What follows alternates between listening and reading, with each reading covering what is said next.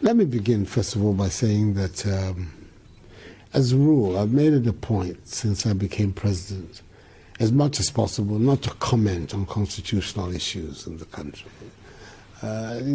People who are students of our constitutional law, our constitutional jurisprudence, are very much aware of the role that I played when I was a barrister in helping define some of its basic principles of interpretation.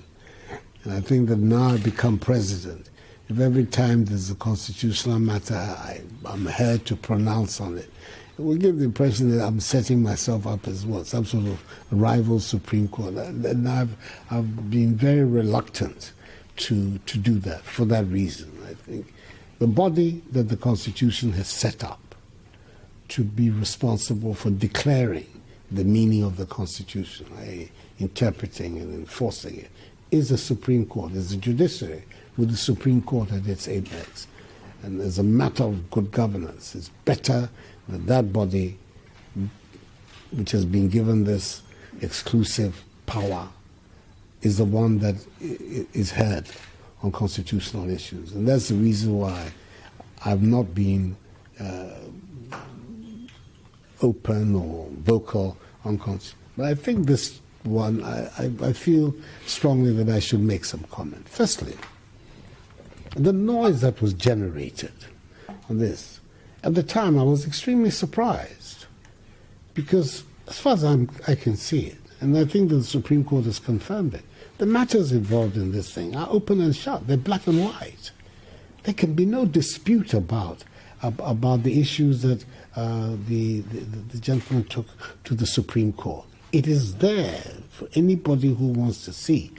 In Articles 102, Articles 104 of the Constitution makes it absolutely clear in black and white that the deputy speakers, I'm not speaking of the speaker, I mean the deputy speakers, when they're presiding, have the right to participate in the vote of the Parliament.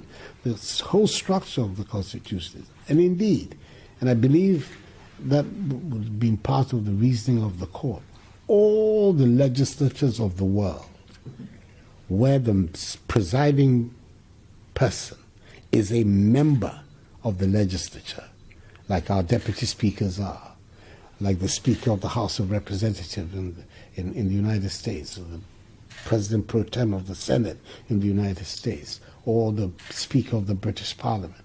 All of those have the right to speak because they are members of the Assembly. Our Speaker is expressly not a member of the Assembly. That's why he doesn't have the right to vote. In fact, he really ought not even to participate in the deliberations of the House. He's a referee, making sure that the debate is conducted properly and that the rules of procedure, the orders of the House are complied with. That's his role. But he ought, strictly speaking, not to be part of the proceedings of the House. That is not the case with the deputy speakers. And that matter is transparent on the face of our Constitution.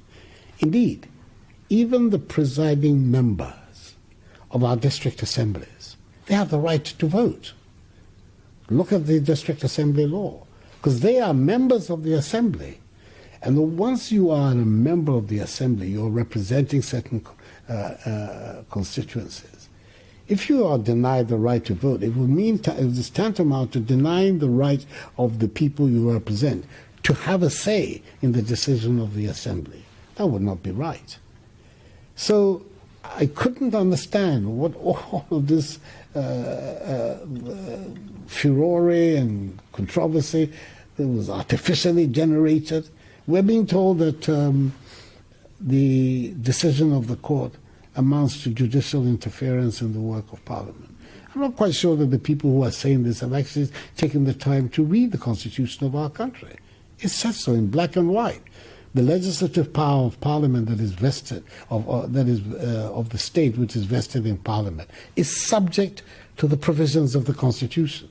All organs of the Ghanaian state, including me as the head of the executive, we are all subject to the teachings of the Constitution.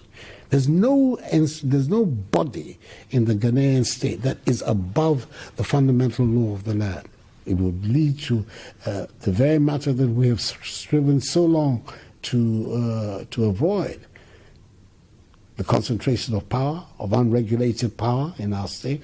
We don't want that. We've had that experience before, and we brought about this constitution in order not to allow that to reoccur. So I'm astonished about how much public energy has been wasted, I would say so with the greatest of respect, been wasted in an area, on an issue where there is so much clarity. And I'm happy that the court, and I'm sure as you're aware, the Supreme Court, when it is declaring the meaning of the Constitution,